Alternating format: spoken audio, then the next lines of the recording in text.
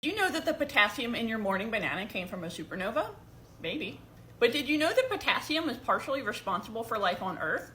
Maybe not. A long time ago, in a galaxy right here, there was a supernova.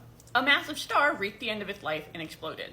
Now, this star probably lived for tens of millions of years, but it wasn't until the last 6 months of its life that it started making potassium. That's a whole other story. So the star explodes. It's brighter than the whole galaxy for a moment, and all that star stuff, all that potassium, is flung out into the galaxy where it will eventually coalesce into our solar system. And some of that potassium will end up in a molten little rock called the Earth. Now, potassium is heavy, it's radioactive, it's going to sink to the core where, combined with uranium and thorium, it will make up half of the heat budget of the Earth.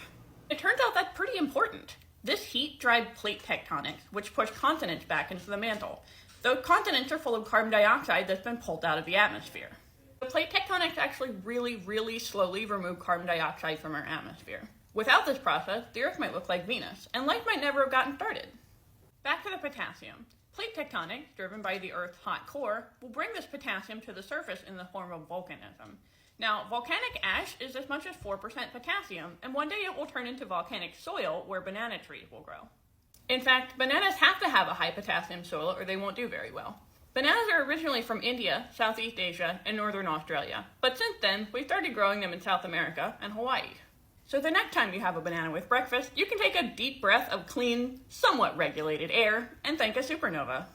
That's all for today. Keep following for more fun space facts.